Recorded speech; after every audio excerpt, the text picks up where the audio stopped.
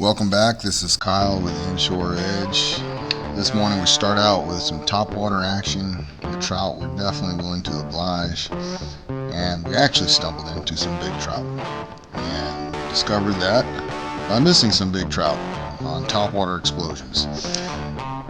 I then, shortly after, moved to a glide bait. I've been throwing that the past few months, a larger Berkeley chop block 6-inch glide bait. Get hooked up to a couple big fish, lose those big fish. I then realize why. You'll see there's some bait modifications that I have halfway through the video, and then I return a few days later and I put some very big trout in the boat, thanks to those modifications. So much to learn in this video. Super excited to be able to show this to y'all, and we appreciate you following the Inshore Edge. You keyed in on that topwater, man. That good one? Sun's catching my topwater. Look at that bad boy. Fat fish.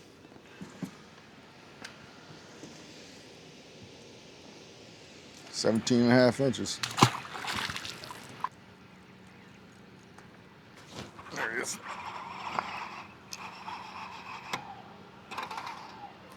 So I was throwing a bigger topwater.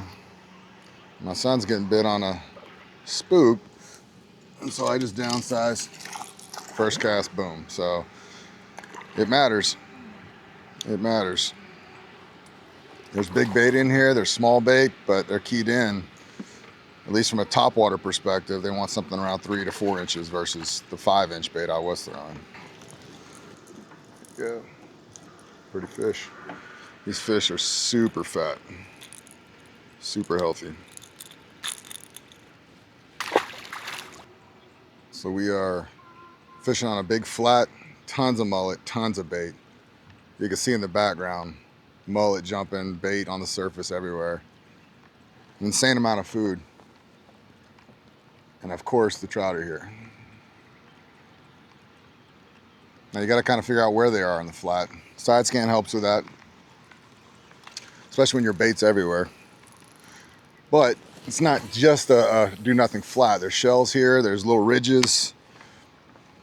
There's a drop off along these docks on the other side into about 5-6 feet. Good fish. Y'all see that? He just smoked that. God.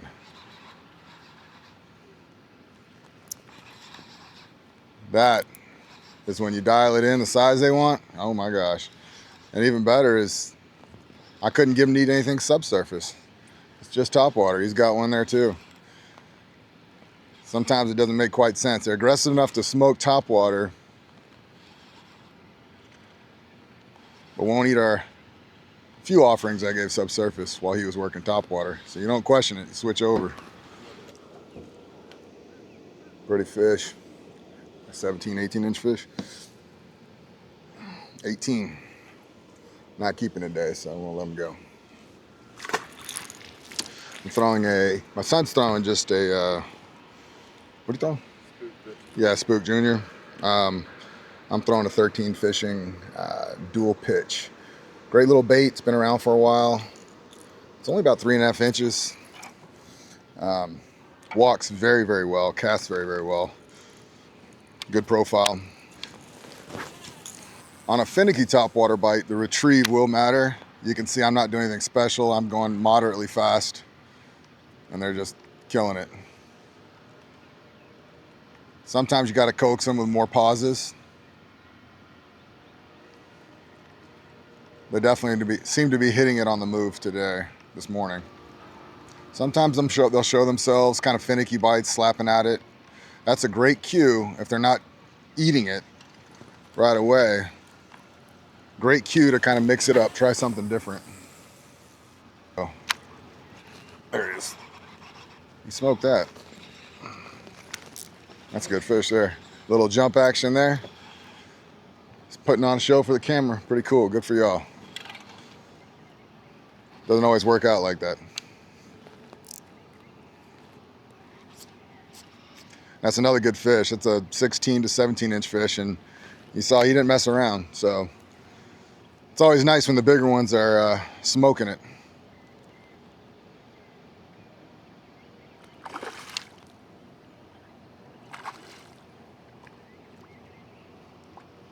'Tis the season, y'all. Our water temps are starting off at 69, 70 in the morning. That's topwater action right there. And as you can see, they're willing to play. Some pretty fish, y'all. It's an 18-inch fish right there.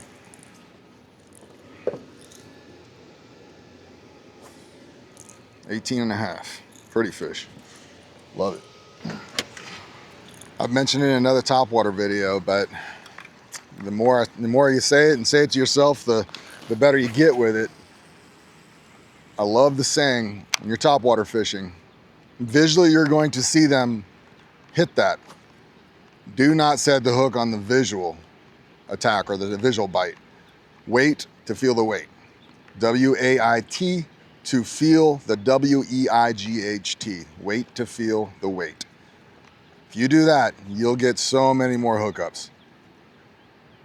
You'll notice we do not set the hook. You'll get an explosion, you'll see me not even move.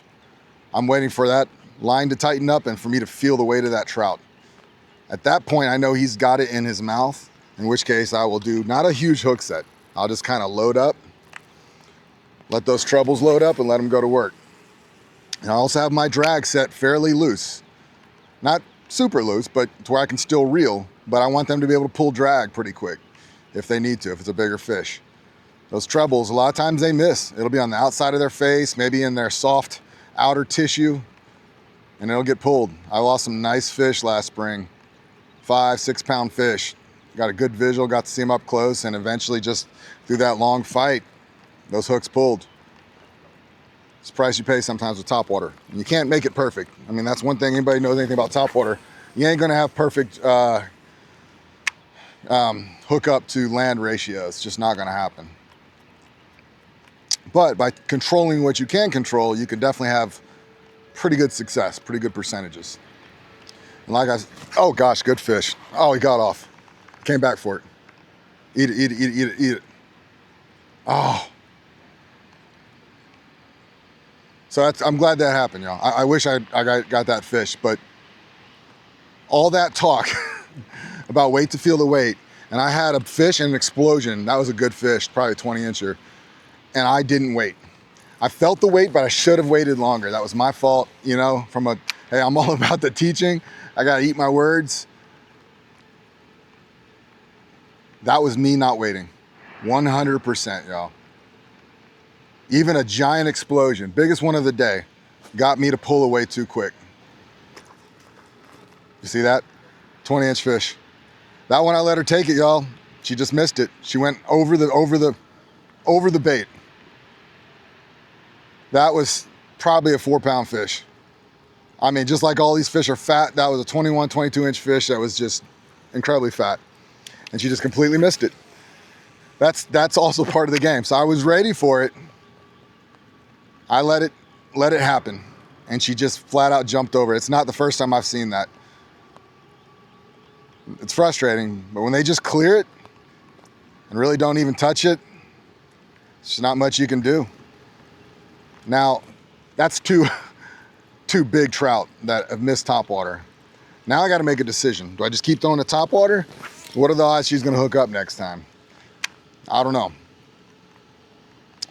That's one of the things with bigger fish is, you know, they don't do things the same as the smaller fish. There's no doubt that fish could have ate that bait if she wanted to.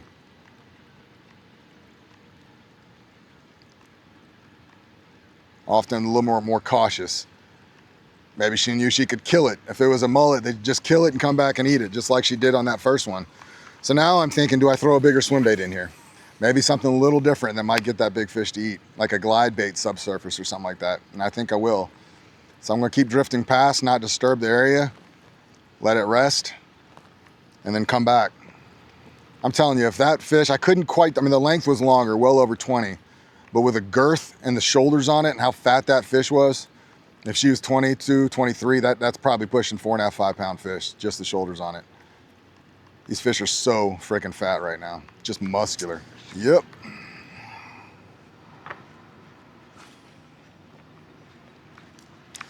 I mean, you need good fish, good fish. If that's a trout, y'all, this is gonna be ridiculous. That's on that glide bait, y'all. Holy smokes.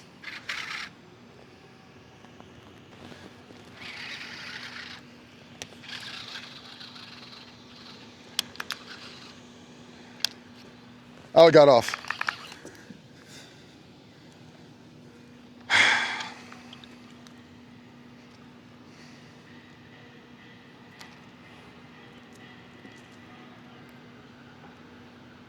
That's it, y'all. That's the name of the game. I hope y'all are able to see that. I can't even speak. That adrenaline. That could have been a big trout. I'm in an area that just had 2 very big fish, 4 to 5 pound fish hit. Smoked this glide bait. Big run. Just came off. There's no way around it. It's tough in the moment, but you got to be positive. I'm hoping that what y'all are seeing me do right now, we got a topwater bite this morning, good solid fish. I see with my own eyes 2 big trout in the area. So this is what I was talking about, selectively throwing big baits, hoping that I may forego the number of 3 pound trout I catch, but I'm maybe give myself an opportunity to catch true giants. I lost that fish. Good chance it was a big trout. Sucks to lose it, but it definitely keeps me doing, it's going to keep me doing what I'm doing here. This, I consider that a success. Just, you know, obviously I didn't land the fish. That's the ultimate goal. But to keep throwing it and keep doing this, that helps the confidence a lot. All right, y'all. So, the big girl's in here. Bought this the other day. This is the 8-inch Berkeley chop block. Big bait, not overwhelmingly big. No bigger and definitely not even near as big as some of these mullets swimming in here. So I'm gonna go big. See if I can get that one of these big fish in this area to coax them up with a big bait.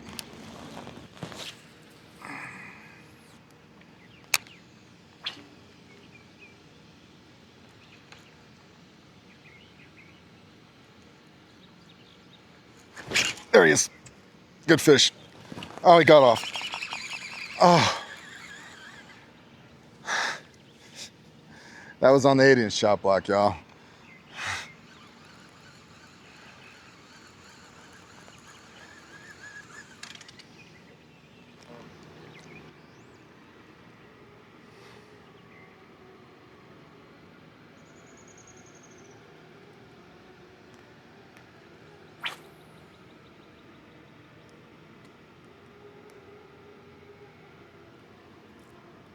Got scale and everything.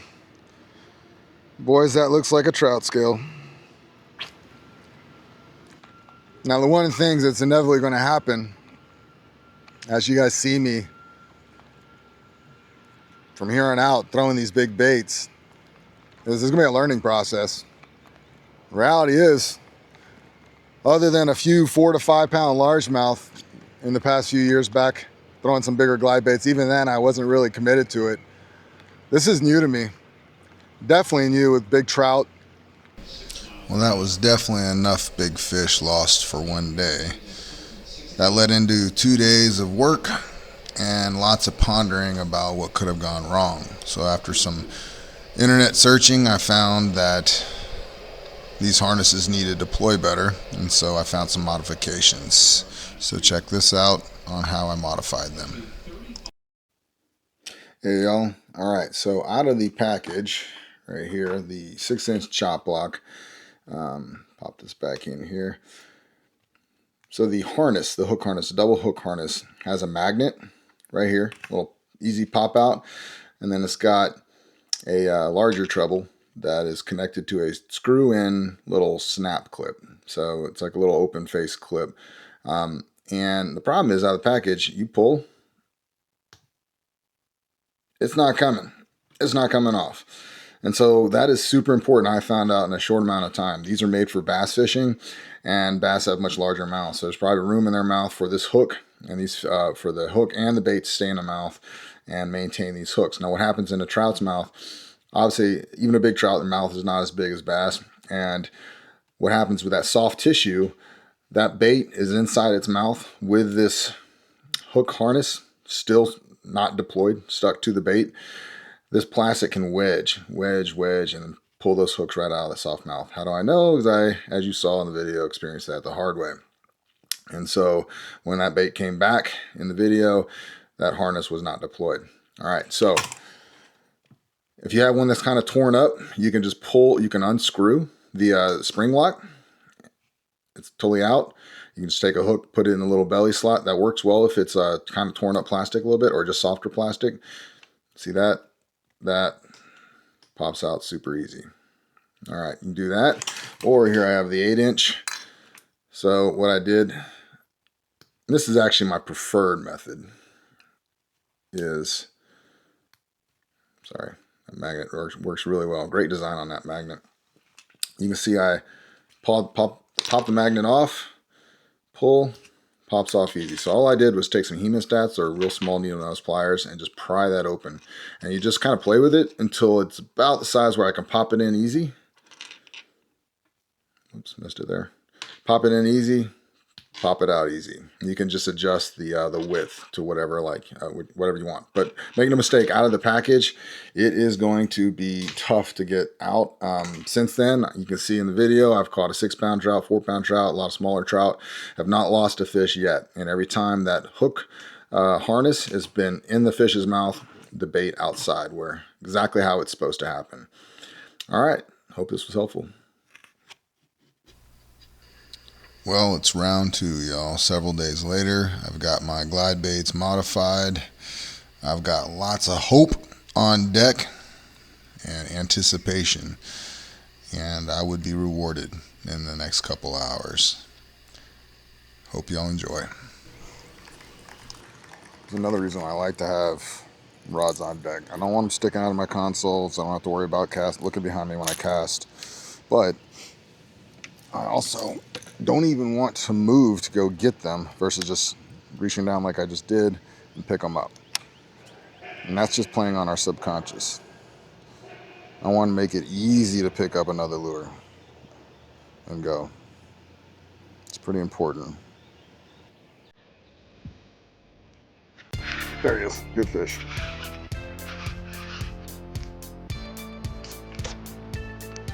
Big fish. What it is, but it's a big fish.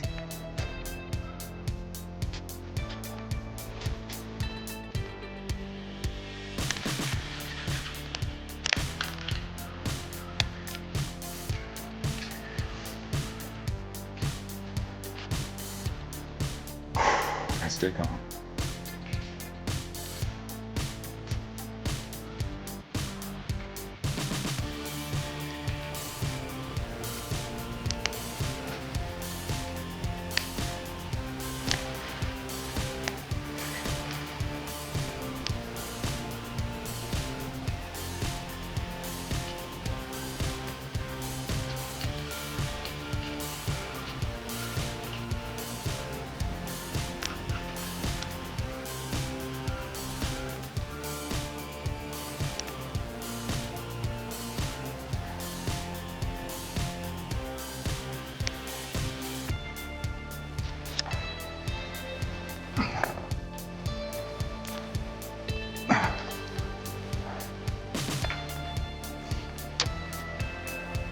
This is it, y'all. Feels so good. All the work, early results.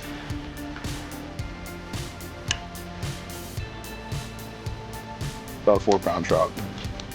An absolute slaunch. Wow, absolutely incredible. I'm shaking, absolutely shaking. I missed this fish the other day, y'all. Absolutely shaking.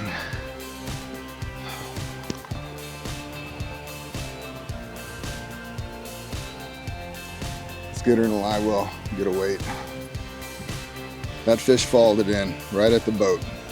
I saw it swirl, lost it, or didn't see the swirl anymore. 6-inch chop block, she crushed it. My adrenaline's pumping. You gotta stay under control. So I'm trying. Stay cool, stay calm. And that adrenaline's pumping because I love this. So much fun. Hands shaking.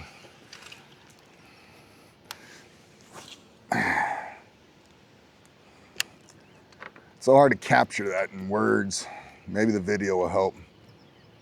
This is what I want y'all to learn. Learning new techniques, learning the why of where fish are.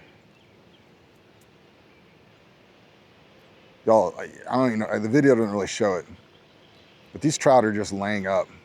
Hundreds of mullet all along this little shell bar on this flat. Side scan's just chock full. New world with these glide baits. All the reviews right now on these chop blocks are all bass fishing. Bass have bigger mouths than trout. And other than a few negative reviews, there's not many negative reviews on the hook harness not deploying. People are catching fish. There's a couple guys had issues and made modifications. Thank God they did, because I needed it for trout fishing. What I believe happened, these trout are just, they'll T-bone it. They'll try to get the bait in their mouths, and they probably do.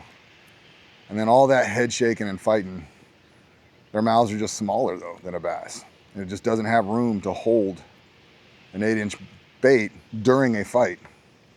8-inch mullet will get swallowed down the hatch real quick, but a lure is going to be there the whole fight. And you really need those hooks to deploy so it comes out. The bait needs to be out of the mouth during the fight with just treble hooks in the mouth. That's key. And that's why I lost those fish.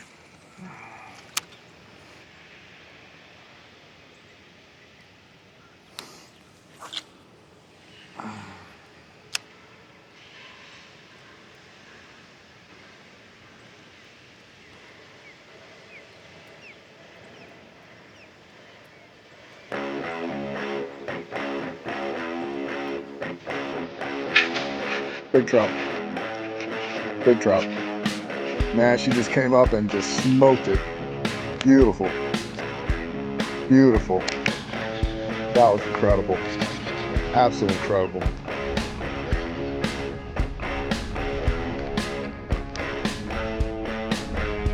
Absolutely incredible.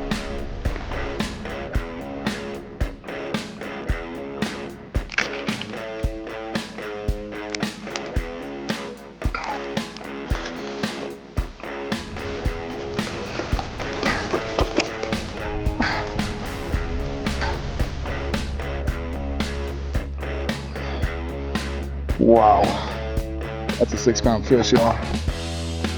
Holy Lord.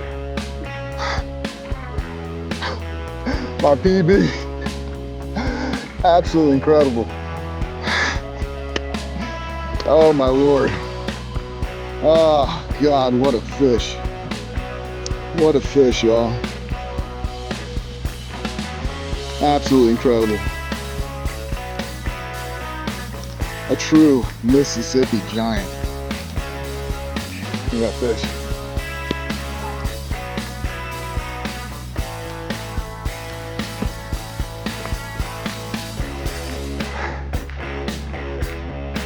Hands are shaking. I'll never forget that bite. Absolutely wild. Twitching the bait, I see it. She just comes straight across. She bones it.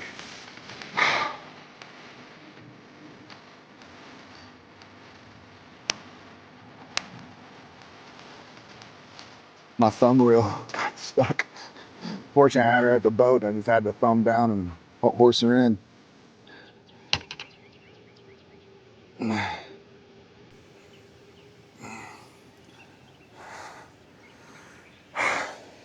Chop block. God. Look at that. I don't know if you can see it. Straighten my hooks out on it. Incredible. I can't even, my hands are shaking. I can't even put the hook back on.